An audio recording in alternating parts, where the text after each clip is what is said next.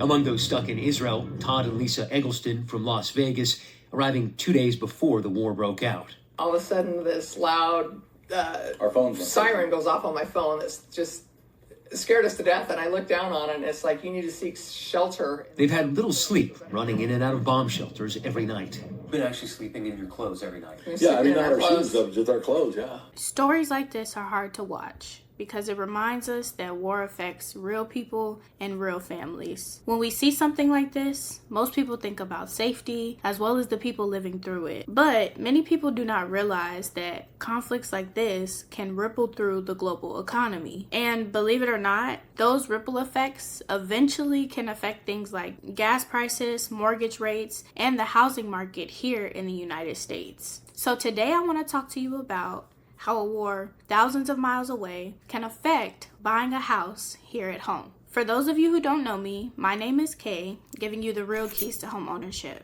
And on this channel, I break down the home buying process along with the housing market so that your first buy is the right one. If you are ready to start your home buying journey, I do offer one-on-one consultations where we can build a plan around your goals. The link for that is in my description. And if you're not quite there just yet, still learning and trying to understand the market, stick around because this video is going to connect a lot of dots. Now, at first glance, war and real estate don't seem to be connected at all. One is happening thousands of miles away, and the other is right in your backyard. But there's actually a chain reaction that connects the two. And the first domino is oil. When conflict happens in the Middle East, one of the first things global markets worry about is the oil supply. A large portion of the world's oil travels through that region. So when tensions rise, oil prices often rise as well. And oil affects a lot more than just the price that you pay at the gas pump. Most people think that oil only matters for gasoline,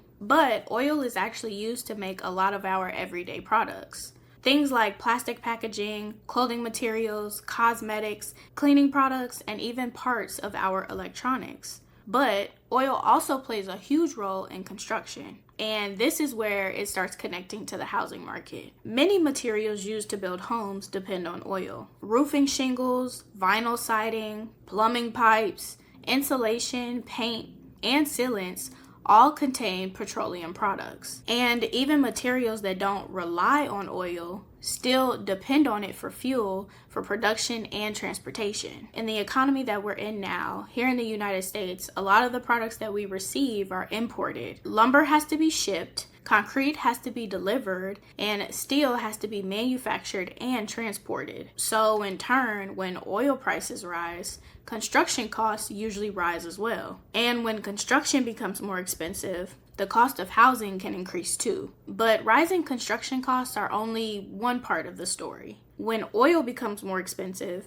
it raises across the entire economy. Overall, shipping becomes more expensive, food becomes more expensive, and transportation becomes more expensive. And when businesses have to pay more to not only produce the goods, but then move them as well, that's a cost that gets passed on to the consumer. And that is what we call inflation. And inflation plays a major role when it comes to mortgage rates. Now, mortgage rates are tied very closely with something called the 10-year treasury. And a 10-year treasury is a government bond that investors buy when they want a safe place to park their money for a period of time. When there is global uncertainty, investors move their money into safer investments like government bonds. But inflation can push interest rates higher. So during times of conflict, the market is reacting to both uncertainty and inflation at the same time. That is why mortgage rates are so volatile and can move quickly when major global events happen. And when mortgage rates are moving like that, or the economy feels uncertain, most buyers pause. And people start asking questions like, should I wait to buy? Will mortgage rates go higher? And what if the market changes? And that causes some buyers to delay their plans. But something interesting also happens during times like this. When the news cycles become more intense and the economy starts feeling unpredictable, many buyers take a step back from the market. They decide to wait and see what happens. And when fewer buyers are competing for the same houses, that can open up a lot of opportunities. You may see fewer bidding wars, sellers are more open to negotiations, and buyers have more time to make a more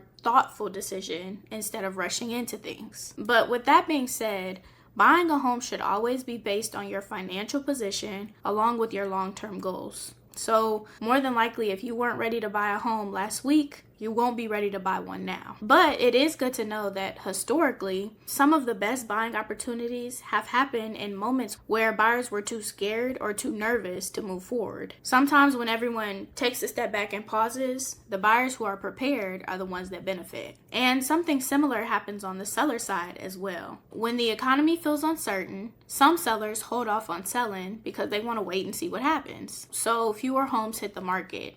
And when inventory is low, that helps support home prices. Real estate has historically been considered a strong asset during uncertain times. When inflation rises, the cost to build homes rise as well, and that can push property values higher. And another reason is fixed mortgages. If you have a fixed rate mortgage, you have a fixed payment. So when rents or home prices are going up around you, you don't feel that because your principal and interest are fixed. Your payment stays the same even as rents and prices around you are going up over time. Also, when global conflicts disrupt supply chains, governments sometimes respond with tariffs or trade restrictions. Tariffs are placed on imported goods or goods that are brought into the country. And when tariffs increase, imported materials become more expensive. And that could raise construction costs. So out of everything that I said, here's what I want you to remember. War can affect oil prices. Oil prices affect inflation. Inflation can affect mortgage rates, and mortgage rates can affect housing affordability.